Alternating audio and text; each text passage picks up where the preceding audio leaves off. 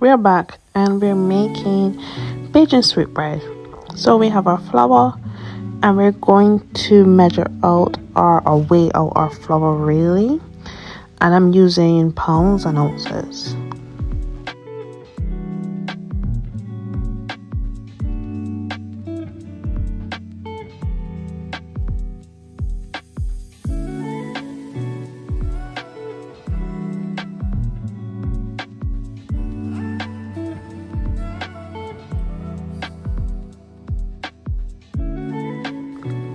Onto our sugar.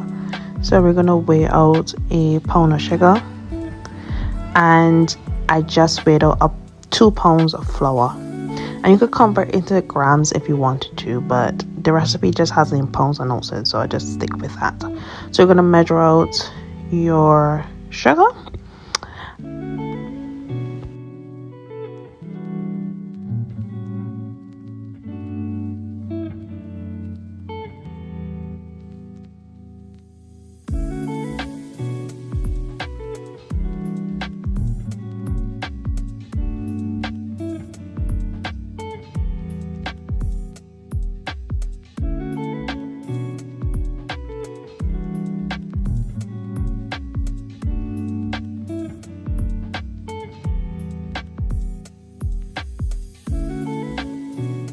Next, we're gonna weigh out the margarine.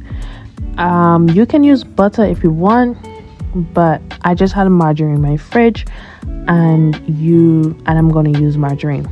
So you're gonna need about 3/4 of a pound, which is like roughly 300 grams, and ensure your butter is softened.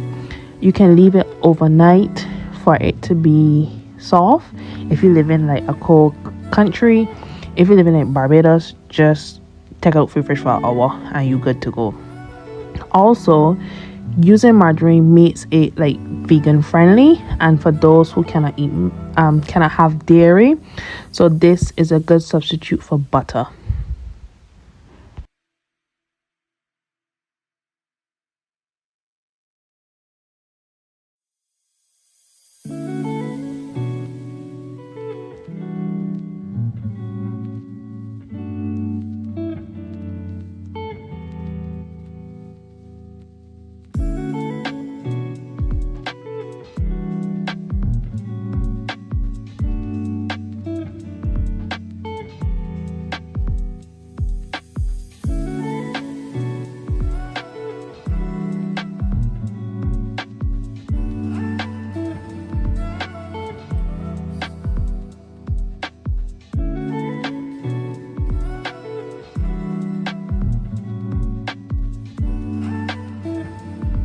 So once you have weighed out the butter or the margarine, then I'm just gonna get the rest of the ingredients from the fridge. Just give me a second. So the rest of the ingredients I had to get was the coconut, which I blended. You can grate it or you can use desiccated coconut if you want, but I prefer fresh coconut. So that is what I'm going to use. And then I'm going to use evaporated milk to bind my bread together. I have seen some people use water if that is what you want, or you can use coconut water. So then we're going to butter the pans. So you can use the margarine to butter your pans, or you can use oil and flour. Either method works. You can also use non-stick baking paper, but I just prefer to butter my pans, and I can't really be bothered with the flour and the oil and all these things. Yeah, simple does it. Butter your pans. So that is what I'm doing here.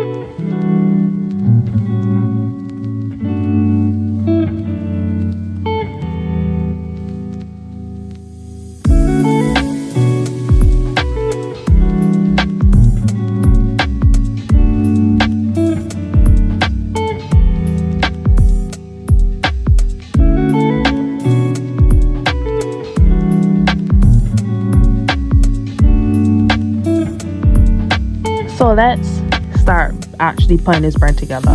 So you're gonna need add your flour to a bowl. Ensure the bowl is big enough for you to actually knead the dough. You can also do it on a counter if you have counter space, but I'm about all that mess and all that cleanup. I just prefer using a very big bowl. So people add their dry ingredients together, but for me, I just like to add the margarine to my flour, and then using my hands just crush. It's a crushing motion. I don't know how to describe it, but you need to rub the margarine in your flour. You need to rub it in. My aunt has this kneader thingy that she uses, but for me, I just prefer to use my hand. And you're just going to rub in the margarine into your flour until it resembles breadcrumb, or you can take it and like fold it in your hand, and it holds your hand print. That's how I know my flour is ready.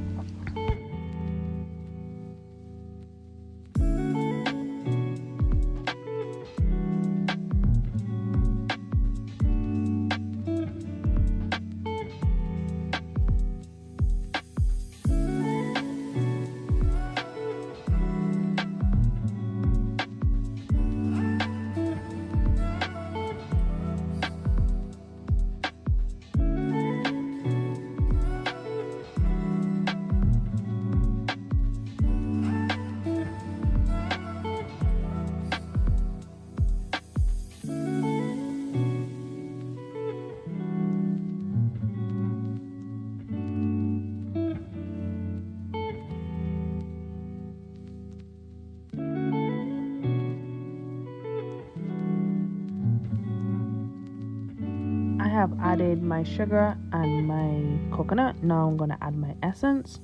So I'm going to add 2 teaspoons of vanilla essence, and I just add a little bit extra because I didn't think the 2 teaspoons was enough.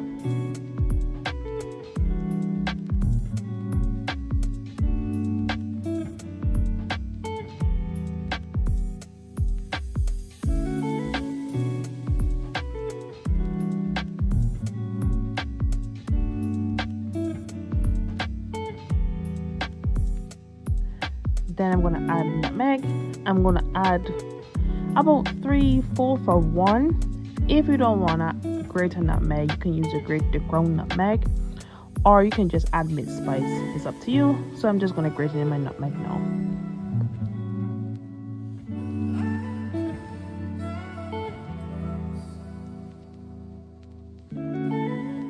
So let's put this bread together. I'm going to use evaporated milk, but before I add the evaporated milk, I'm going to add in my raisins, and I think I had mixed fruit, so I'm just going to use what I have, but you can just add in your raisins or your currants. Some people also add glazed cherries. Personally, I do not like cherries in bread or cake, so I'm adding it. But usually if I'm baking like sweet bread for someone and they ask for cherries, I will put it in, or I would just decorate the cherries on top. But me personally, I don't really like cherries, so I'm not going to put them in. So I'm going to combine all my ingredients, well, the raisins really, and combine that with my dry ingredients before I start using my evaporated milk. So it's better to add less and then add more, then add more, then add flour. You don't really want to add flour to this mixture because it makes the bread a little bit tough. Anyways, so I'm going to add small amounts of the evaporated milk, and then I'm going to combine my dry ingredients. If you want to make this vegan, use water, and yeah, you can use water. And then I'm going to scrape off my hand, and then I'm going to add more milk, and I'm going to do that until my bread is combined. And you don't want to over mix your bread because you don't want the gluten to develop in your bread to make your bread tough. So you're just going to mix until the bowl is clean. Once the bowl is clean, your bread is done. Well, it's not done yet because you still have to bake, but your putting together of your ingredients is finished.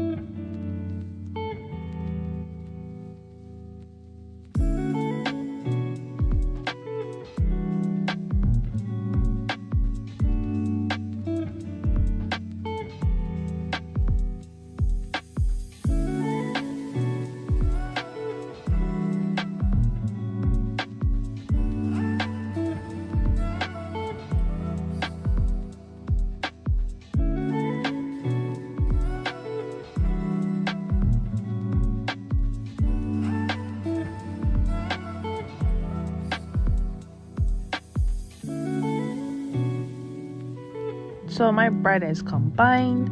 I'm just playing around with it here, to be honest. And I'm going to basically split it into 4. And even though I have 3 loaves of bread to make, I split it into 4 because one of the fourths I would just add to the rest of the 3 to make up the 3 loaves. But yeah, that's it.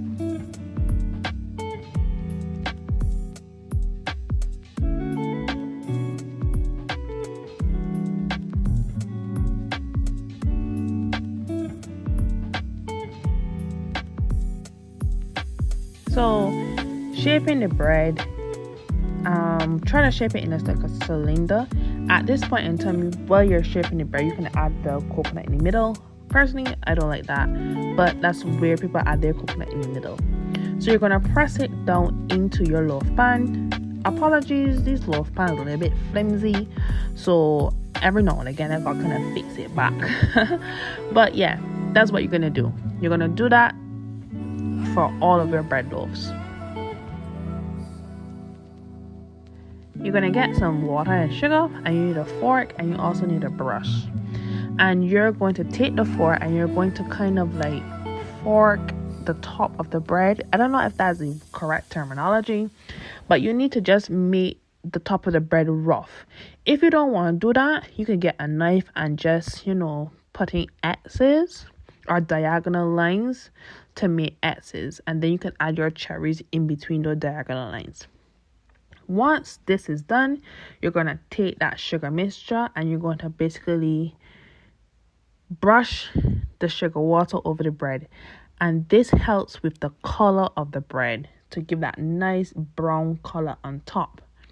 Try not to wet the top of the bread, because if you wet the top of the bread, then when it goes in the oven, it can burn. So it just light sugar water strokes with your brush.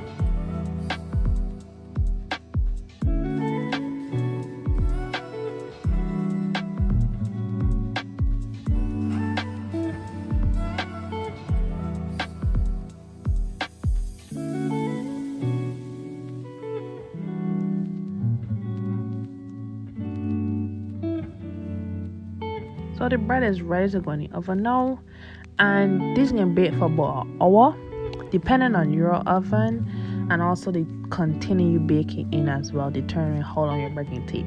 But what I do, I set a timer for 40 minutes, and then after 40 minutes I check my bread, and then once I know that okay, they are done, they're not done but they're soon close to done, I will set a timer for 20 minutes, and usually my bread will be finished, but it takes approximately an hour, give or take. And here are the bread. They're not finished, they're close to finish. So this is after the 40 minutes, and then I will put them back in for another 20 minutes, and then once the 20 minutes done, I take them out, cool the bread, and yeah, there you go, Bajan Sweet Bread.